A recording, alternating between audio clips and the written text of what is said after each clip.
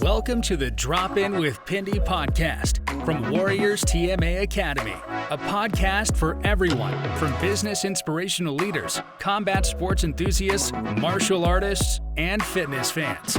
Together, we can build our self-discipline, confidence, and positive mindsets through great leaders. Now, here's your host, coach and former pro fighter, Pindi Matahar. Welcome again, everyone, to the latest podcast. I'm here with my brother Pa from Motonet, ladies and gents. The reason being for this podcast, everyone, you're going to be inspired by the end of it because I've known Pa, going back now, it's been about 8-9 years now. So I've known Pa because, long story short, I brought my first car from his company, Motonet. Yeah. And then literally I've never gone anywhere else ever since. So he's looked after me from day one. But not only that, we become from me buying a car from his garage. We've become good friends, brothers. And then after that, Pa started training here at Warriors TMA Academy as well. So we've gone from business to becoming the best of friends, and we are here today as well. So the reason I want to get Pa on today's podcast is because you guys are going to be inspired to hear the story of someone who's had their ups and the downs and the ups and the downs and the ups and the downs, but now who's making a success of what he's achieved in the past 8 to 9 years since starting Motonet, right? That's about 9 years, yeah. 9 years. So yeah, it's been a long time, and some of the things that you've achieved is unbelievable.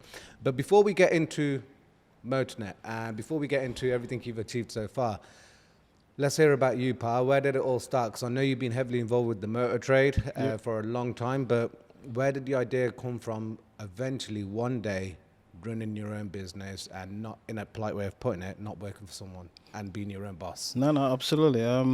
Motonet started 9 years ago. Yeah. Well before that, as a young lad growing up, I remember being on the train one day in the States. I lived there for a bit with my mum.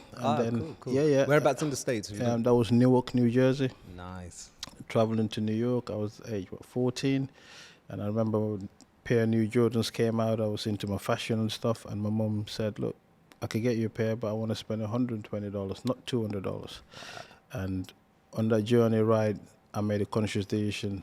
I need to earn for myself. My mum and dad looked after me growing up. I had all the nice things, etc. But I decided I wanted to do a bit more. So my love for trainers and fashion kicked in. I worked at Foot Locker, JD Sports, went to college, did business and sales, and then from there I managed to get a job at Allen Ford in rugby. That's wow. So that was going way back when you were 14. It was almost like a reality check there when you're on that train going to New York, and you'd be like, I need to do this on my own now. Yeah, made a conscious decision. Which is fair play, man. Nothing but respect. But when was it? Did you stay in? How long were you in the States for? Like you went there from a young age. Obviously, your family moved there from a young age. But what made you come to the UK? My dad wanted education, as in education in the UK was better. So I came here at the age of 18. I've been in the country 23 years. Wow. And I went to Henley College, went to Coventry University, and it's been great. It's been a journey. I bet that was a change of scenery. Completely different environment.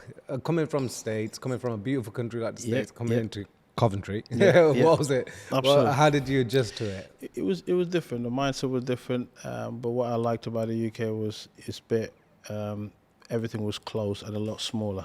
Not as big, so fantastic. Went to Henley College, lived with my cousin, did a degree. You moved by yourself? Like your family stayed in the States and you come here by yourself? Yeah, I came with my cousin, so we moved out here, and it's been a journey since. It's been fantastic. Wow, that's awesome, man. Definitely. And then after, so you went to Henley, did your business studies, went to Coventry University, but I had a job at Foot Locker at the time. The one in town? The one in town, Cool. It was the old one. We might have crossed paths then back in. We probably have. might have done back then as well. But that's cool, so man. Did that. I was working part-time while I was going to uni, and then graduated, and I needed another job, and them days you had to have the paper, and Alan Ford would advertise and recruit and come Telegraph. The Telegraph, That's yeah, the one. man, I remember, yeah. And then I applied for the job, had a couple of interviews, had the job, and worked there for 10 years. Is that the one on London Road? No, I actually got the interview on London Road, but I was based in the one in Rugby. So 10 years, yeah. Cool. So I was in the motor. So you started in sales in Alan Ford? Yeah. Is that right, sales? Yeah, I started sales, started as a salesman. Basically did it for about 7 years, and the last 3 years I did it as a business manager. So you got promoted as a Yeah. Wow, that's awesome, man. Definitely. So at what point, working in Alan Ford, that you decided this is great, being promoted now to business manager, and when was it that you thought, I want to do this on my own now? What was it going through your mind at the time, if you don't mind me asking? Yeah, I mean, as a salesman, it was fine, but I always had a lot more to give, and I learned a lot from Alan Ford, and I appreciate it. But I think as years went by, in terms of the culture and the business, I wanted to give a little bit more to people. Sure. And I found myself a little bit, not frustrated, but as a corporate company, there was boundaries that what you can and can't do. Yeah. And one of the reasons that pushed me further, I wanted to give back a bit more as well. Yeah, and that shows with everything that, with not just myself, but that shows with 99.9% of the customers that we try, because if you anyone in the Coventry area, or not even the Coventry area, anyone in the UK area, you just make sure if you get a chance and you're looking for cars, go to Motonet. You'll see the reviews. You guys get to see the feedback that a majority of the customers are getting, and in a polite way of putting it, the TLC you give them. Do you get what I mean? Yeah. That's what it's about. At the I end mean, of the day. they're machines at the end of the day, and people's livelihood depend on it. They need it for means of transport. Some people buy it for hobby, fun, or weekend car. But the way we try to do business, if we can, is we're on the same page with our customer or whoever we're dealing with. The reason being, once we leave outside our comfort zone, everyone becomes a customer. So if it's your mom, your dad, your brother, your sister, how you want to be treated. And that's the concept and the mindset we work with. And over the years, it's worked for us, and we're looking to get another site and hopefully, do it. Awesome, man, awesome. So that was at Alan Ford. That was at you salesman, business manager at Alan Ford. Yep. You decided to then Yep. go on your own. Yeah.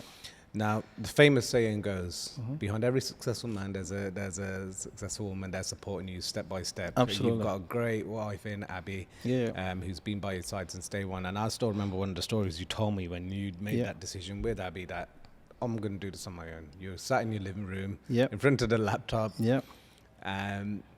Tell us about that experience. I've heard it, but for the listeners out there, tell absolutely. us about that time where we've all been there. Of course, we've man. all got a job. You come home, it's not the best day at work. You come back home, your partner, your husband, your wife, your kids. You have a conversation, and then it was one of them that I made a conscious decision that I'm going to leave, and then I handed my notice in. So my wife looked at me and said, "Look, what are you going to do?" I says, "I'm not sure, but I got to do something." Yeah, man. And then we made a decision together. We took a loan out. She took a loan out in her name, which was 15 grand. My mum and dad sent us some money, which is 10 grand. I had 10 grand myself as well. And then through that, that's how we built the business. So from £35,000 of you've put into Motonet, that's how you started it off. That's how we started. That's right. And now 9 years later, it's going from strength to strength. Now, guys, my experience the first time Motonet opened, the reason I know Motonet so well is because our first gym, believe it or not, which was the Warriors TMA Academy and TMA Academy at the time, was right across the road, Mercia. Yeah. That was our first gym. And we moved from Mercia to where we are right now, which is less than 500 yards down the road, literally. And so we've been here since 2011. But I remember rightfully we moved, but at the time what is now Motonet, that used to be Citroen. Citroen dealer, So it was the Citroen dealership. And I remember that going up, that getting closed down and going up on sale. Literally, I think it was about 6 months to a year after we got into this place. I'm not saying it in a negative way, but had that like happened before, that could have potentially been us in that new building. But then it's one of them. And I remember keeping an eye on it. And then that's where Motonet emerged from. You guys set up. and it was a nice you had 2 offices in there, and that's when that was in 2013. I remember coming in. Was it 2013 you opened it, or was it 12? 2012. 12, sorry. October 2012, yeah. October 2012 you guys opened it, but it's Yep. 2013 when I first went into it, and Yep. it was just yourself there working. Yeah. You had And one other employer One valeter. and one valeter. So that's literally where it started from, and it's just gone from strength to strength. And that goes without saying down to my famous saying has always been looking after your customers. Well, you have from to, yeah. day one. You've done that from day one, because I remember, as busy as you are, and bearing in mind, anyone listening out there, to get Pa on here has been one of the best honors going, because Pa can back me up by saying this, his phone goes off every literally 2 minutes. Yeah, So yeah, literally, yeah. it's Yeah, crazy no, you're right, getting you're right. him here, man. So it's awesome. No, thank you. No, thank you. So obviously, you started off with a couple of members of staff. You just let the audience know now how much staff do you have now? Because I went going in 2013 to what I saw literally the other day. It's like, wow. Yeah. So on side here where we are on Lockers Lane, we've got 7, and then we got a prep center. We got 6, so 13, and then obviously we're looking to expand. Yeah. Expand it even bigger and bigger. So it's going from strength to strength, as we always keep saying. Yeah. But for now, if you go into the place, not only do they have great deals going, they've got a great team behind yourself. Yeah. In front of yourself as well. Like that is looking after everyone. Yeah. You've gone from there. What made you from? So obviously, I appreciate with business. You get different opportunities everywhere. You network with a load of different people, which is great. Yeah.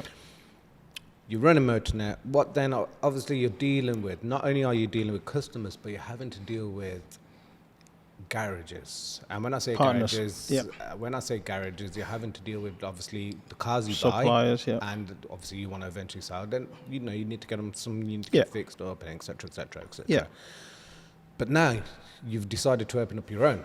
That's right. So you've got your own body Prep shop, center, got your prep center, you got your own your car garage where you're getting the car serviced, etc. etc. Where did that all come about from? Because there's so many like garages out there. They've not done what you've done, and that's why I just want to stress the point that they've not. You've thought outside the box, and you've gone, bam, bam, bam. No, bam, you're bam. right. Does that make sense? Yeah. What's happened is when we opened up the first year, everything's new. You make all the mistakes in the first year, and then the second year you look at your accounts, you look at what you're doing right, what you're doing wrong, try to improve it. One of the bits I just want to also mention as well, in our journey when we first started, we had big help from an auction called SMA Auction. They were based in Bilston. There's a guy that owns it called Bob Anderson, and I got a friend of mine called Jag. Really support me and back me up all the way through. And we started that way, and we used to go to the auction and buy a car, let's say on a Monday, and they gave us a limit, which is what they call a check account. So that means you pay every week. But we made sure before the week turns up, we've been twice. So we basically come in, paid, gone again, come in, paid, go. So virtually working 7 days a week. The first 2 years we literally just grinded. You had to. And then doing that, we aimed to sell 1 car a day, and that was the plan. So it's 30 days in a month. Of course. And then as the years go by, we aim to do 2 cars a day. Now we're doing 3 cars a day. Wow. And then the volume kicks in, which is we have different partners, which is we got a couple of garages locally. We use Olympia Motors, B&A, a couple of other different garages. But we wanted to have a little bit of control on what we do, because the finished product, we had to put our stamp on it to say it goes. So we've had your reputation at the end of it. That's right. So we got our prep center. So in there, where any car that comes with marks and scratches, we do a smart repair, get them out. And any car that needs a service, brake pads, we don't do MOTs, we outsource it. But any other internal prep, we do it. Perfect. That's awesome. So that's where that comes back from. So that's right. What year? How long ago was it when you opened up that? That's been about 3 years now. That's awesome. So now you not only are you getting the the outerior of the car done, getting it all looking super nice for your customers. You're making sure that under the bonnet it's all looked after. Yeah, absolutely. Always 100%. That's without a doubt. But you're doing it all within house, which is the beauty of it. That's right. But very recently you just started a new venture, Yes. which is now the part side of it, which is another thing, thinking outside the box. Again, something that not many garages out there are doing at the moment, because again, they're always outsourcing. So where did that idea come from? Yeah, what used to happen is we spend, i.e. myself, I spend 3-4 hours a day getting prices on parts, and then time management is key.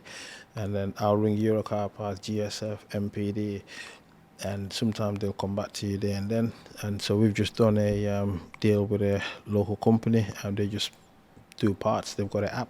Okay. And what that basically means is I can log in onto my phone and put a registration number. I need a set of brake pads, for example, and then they will just check who's the best and then come back to me. And that's been working fine for us. Really good. Ah, brilliant. That's awesome news. Massive. Congratulations. No, thank you very much. Awesome. Thank you very much. So, man, that's great to hear, man. That's awesome. So, it looks, everything's just going strength to strength, but you're not finished. You're not finished there, because you've got some big plans coming up, haven't you?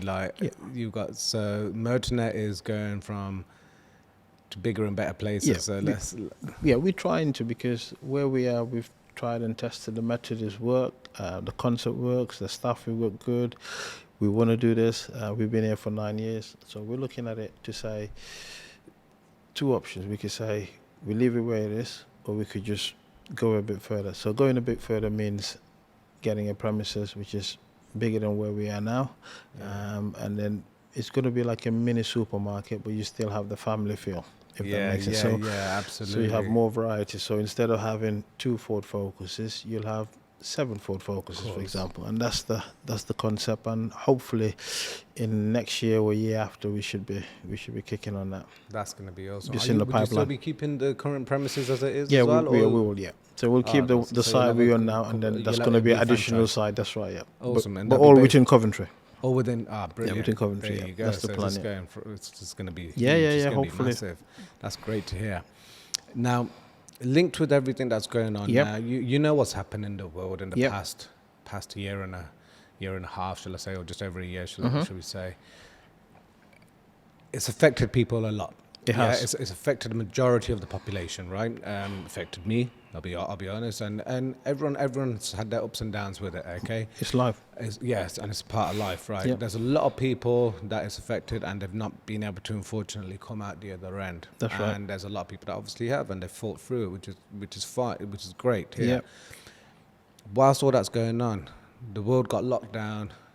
No business going, but you still remained open, and that was great. Like, it's great to hear, and it's again thinking outside the box, isn't it? It's again having that fighting mentality that you've always had from day one since I've known you. Yeah. The world was locked down. You're still running the business. Talk to us about that. What was your experience when you heard that first announcement back in March of 2020? 23rd March. Yeah. When you heard that announcement from the PM. Yeah. Like, what was going through your head at the time? What was your thought? Absolutely. I mean, we all got the announcement. It was a shock. Not many people or businesses had the opportunity to say, hold on a minute, this is what I'm going to do. We got the announcement, and I looked at my wife, and then we all said, right, we got to do something, because we got all these cars here. We don't know how long we're all going to go away for, what we're going to do. Of course. And we made a 5-minute talk, and a decision was made between us, and everyone got their phones out, and we video all the cars. So we video all the cars, took pictures of all the cars, and we had it on our mobile phones. And at the time, we didn't know too much about furlough and etc. So we got all the staff in, and we said, look, we don't know how long this is going to last, but for 6 months, everyone's going to get paid. So whatever you take home, if you get paid $2,000 or whatever your wages is, that's what you're going to get. So everyone's like, okay, happy days, let's go. Then eventually furlough kicked in. The first lockdown, we were allowed to do click and deliver. Yes. So we are allowed to do click and collect. So virtually everyone's at home, and I was working, and then what used to happen is I used to come to the garage and take a vehicle out for a customer. Recovery or delivery driver will be on site on the truck. They put it on and they deliver the car, and that's how the first lockdown worked. And that was for us in April. We did 23 cars in April. Wow. Yeah, that was. Wow. bearing in mind that the nation's locked down. That's right. There Absolutely. you go. Yeah, There and that you go. was mainly some of it was mainly for key workers and stuff like that. So Oh, it was fair it was play. great. Yeah. So at the Fair time, play. click and deliver was that was what we did. That's and then brilliant. and then we came back I think in June. Yeah, that's when right, when everything the world opened opened back again. up. I think they did click and deliver, click and collect, and then the second lockdown. But yeah, we've walked. We've had the pretty much- first 2 weeks, but we've walked all throughout. Yeah. That's awesome. And in terms of click and deliver, click and collect, like I was speaking to you Yeah, the other yeah. week about this, and it has been a success. It's been a huge. Yeah. It's not everyone's cup of tea. Yeah, yeah. Let's be honest. It's not everyone's cup of tea. You're not Yeah. going to get the average, like, for example, I can tell you now, like someone, I don't know, someone in the older generation. Yeah. They, like, you know, They how wanna touch and they feel want and to drive they the want to car, yeah. test drive, they want to do this, they want to do this. How have you overcome that? Because in my opinion, like I was having a conversation before Yep. we logged on to this Yep, podcast, yep, but I was yep. saying to you, the one of the new things, no, not even a new thing, but one of the benefits that have come from this pandemic is that things have changed and the world is changing. Yes. And majority of businesses, Yeah. just general stuff, is all going through Yep, this. yep. Yeah, it's Digital. it's all getting digital.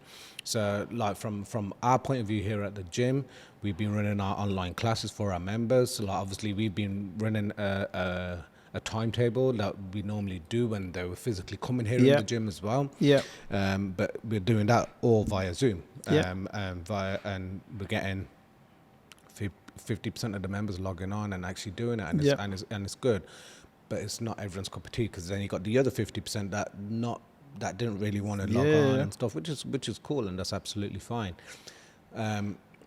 But I truly believe moving forward, even when we're at, even like when everything's back up, Yeah. up and running again, things are open again. From our point of view, from a gym point of view, I think it's going to be running both ways. We're going to be doing these online Yeah, tutorials. mixture. We're going to be doing online classes as well as in-house stuff.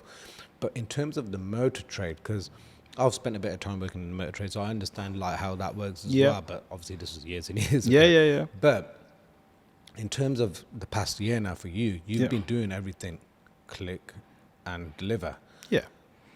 Have you had any challenges with that, with no disrespect, but like Yeah, say yeah. the older generation that need that touch, that feel, that test drive? Have you had many? Yeah. Have You- you had? Have you overcome it? We have, but I think similar to what you just said now, the world's just moved a little bit quicker than we all knew it was going to go digital, but we never expected to go that fast. Like that, So all like, of a yeah, sudden, yeah. bang, we will It's have to happened. adjust. I think best scenario to probably look at it would be, let's say, the likes of Blockbuster, for example.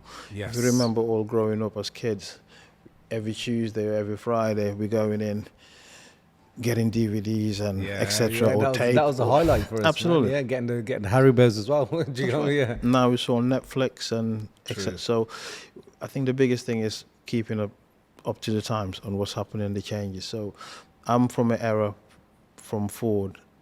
Every customer that came in and bought a car, family member or not, we call it bumps on seats. So they have to drive the vehicle and test drive it. Right. So if I went into my manager at the time and say they've not driven that car, believe you me, you don't want to know what's going to happen. So Wow. that was the era. But lives moved on, times change. Yeah. And obviously 23rd of March last year, Yeah. we all have to adopt from our point of view a different approach. And the approach we took was click and deliver, click and collect. Customers get looked after the same way or even more because the product's actually coming to them. It's called what they call distance selling. And we've not had any challenges. We still do the same preparation, how we prepare the car. What we do find is when we speak to people is clarity, and which is very important. So before the business has been done, we have a conversation like we are now. Yeah. And we manage our expectations and manage the customers and vice versa. So the customer knows exactly what they're getting. Yeah. They get a video in advance and Perfect. pictures and any questions, FaceTime, whatever The whole needs to be done. works. Yeah. So it's as good as you buying that car in your living room. And then when you get it, you're not disappointed. And if the car's really tidy, if it's a 9 out of 10, I'll say it's a 6 out of 10. Mainly just to manage your expectation. Yeah, I get. Under promise, over deliver. Absolutely. Under Absolutely. promise, over deliver. We've had one car since the lockdown we had back or customer rejected. It was a Mazda, I think MX-5. It's got rust on the wheel arches on the inside. I blame ourselves. It's something that we missed in terms of prep, but you would get it. But apart from that, we didn't have any issue. Everything's just plain sail, good to go. No, that's good. And obviously, when the world's back open. Yeah. Things are 12th of April. That's right. Things are looking promising. Yeah. The vaccinations are getting pushed left, right, and centre. Where it looks like we're ahead of schedule with all of that. Yeah. You're going to start getting customers coming back on your forecourt again. Yeah. In terms of the future of Motonet, in terms of this digital era, are you keeping both in the sense? What I mean by that, Pyre, is are you going to be pushing now to do things more online than you are trying to get bumps on seats, as an example? Yeah, absolutely. I mean, I'm normally camera shy and all that good stuff. I'm probably of a different era, which is the old school, similar to yourself. But the world's going that way, so we are pushing the digital aspect of it. We're putting a lot of resources and time, Of course. to get there. But yes, I think people will still be buying cars remote. They've tried it. They've all had time to work from home for 12 months. I think a couple of days ago was a year. Yes, that's right. So if you think about it, 23rd of March, people have had time to do their shopping at their house and buy cars, and true. they can't do the holidays, but can do everything else. Everything has remotely. So people would do that. I think that's going to change. So we're well equipped, ready for that. Perfect. And we're pushing in that direction. Just to touch a little bit on that. Yeah. Our business have changed. We don't do salespeople or have salespeople. We have what they call transaction managers now. So I wanted to touch on this because I'm a bit old school in the sense of working. I used to work at Peugeot and stuff, so I remember just having a salesman and that's it. Do you know what I mean? Yeah. Sometimes to sell that extra bit more, you go to the business manager. But what is it? Let's touch on that. What is a what is it? Transaction manager. Yeah, what's one? So basically, it's an end-to-end process. So transaction manager at a dealership or a garage like us, independent garage, will be the person responsible from taking that call inquiry to making sure that car get delivered to Bournemouth. Right. Basically. Right. Okay. And that involves knowing that the car's in stock. We've got what we're selling. It is what we say is we're selling.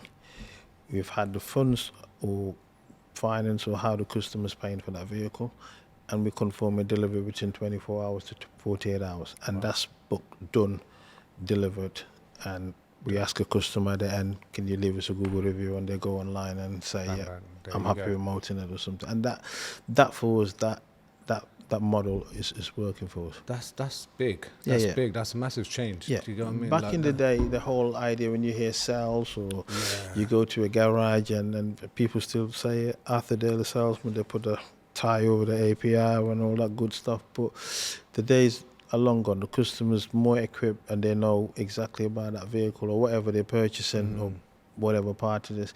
They know what they purchase. So you just need an individual behind the scene that can just make that transaction smooth.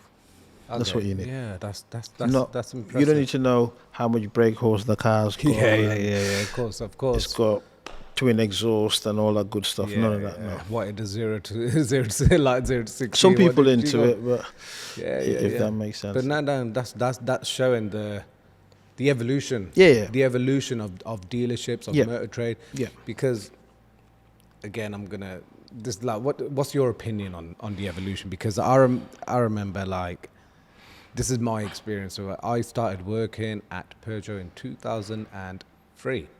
Okay. Many years ago. I left there in 2008 to pursue my fight career and stuff like that, and coaching, etc.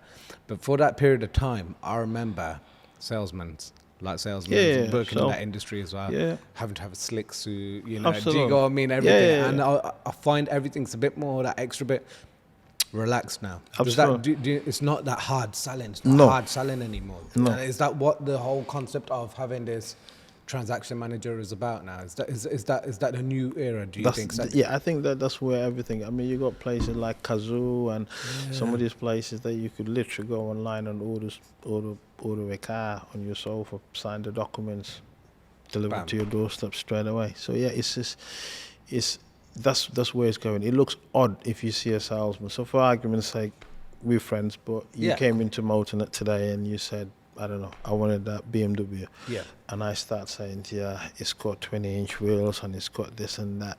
It sounds like the 90s. It sounds like the days of black and white TV. And like now, you could take a picture of a check and you just get banked straight away. And that's, so we all got to keep up with the times. Of course, man. That's so we don't. I mean, I don't know what the future holds, but of course, presently now, we wouldn't employ, or our business model is not about selling. Selling is the last bit. The first bit is understanding the customer's needs, understanding our needs, match it up, and deliver a product and have a clean business and a clear transaction, i.e. we have made enough markup on that vehicle. If something went wrong, we can afford to fix it. Okay. And the customers pay the fair price for that vehicle, that they know they've gone home not feeling ripped off. Makes sense. It's like anything. So. No, that's great to hear, man. I love seeing the evolution of it, the future of it. Talking of the future, obviously with cars, with the motor trade, Motonet and yourself, Pa, you seem like you're constantly, slightly ahead of the game. And what I mean by that is, you've got this app now, where you can get the parts for. You've got yourself. As an example, myself, I'll come into Motonet to buy a car. Boom, I know I'm going to get looked after from the part of servicing. Yeah. If any body repairs, the physical car itself I'm getting. Yeah. And the long relationship, because I'm going to always bring it back to you to get it serviced. Yeah. But the future, we're now in 2021, and I know I'm talking like possibly a decade from now as well. But the future is going to be all electric soon. That's coming. Does that make sense? So in terms of, I know you're not thinking that far ahead right now, but I know you're always a step ahead of the game as well in that sense. So in terms of is there anything that you're looking at with Motonet to start to start producing or start selling electric side of vehicles or hybrids or etc.? Do you get it? Yeah, absolutely. You're right. I mean, I think 2030, 2030, I think moved to 2040, but they're saying electric cars kicking in. That's right. Is it 2030 or 40? I know it's... Initially it was 2030. Some people say 2040. I need to look at it to confirm. But if you say 2030, for argument's sake. Presently, we're still doing diesel cars. Yes. We're still doing petrol, or we're still doing hybrid. I think going forward, hybrid for the next 10 years, 15 years would be electrics kicking in. So you got the Porsches, the Teslas, etc., BMWs. We've just got literally outside us. We've got a charging point there. You've got the new taxis. They charge you. Awesome. I think that's coming in, but I think there isn't enough battery life or charging stations for the electric cars. I think that would take a bit of time to kick in. Where we are now, I would probably say everyone's comfortable with it. It's a new market for the electric cars, but I think we've got a long way to get there. Okay. We do. Yeah, we do. Definitely do. But going forward with our new venture we're aiming to do in the next year or so, we would have things like electric charging points and the usual. So those would all be installed ready. So we don't have to sort of go back, if that makes sense. That's awesome. That's great to hear. It's always, like I said, I know you're always ahead of the game in that sense, you know what I mean? But it's crazy, like we were just talking about the evolution of the motor trade and now, like, there's...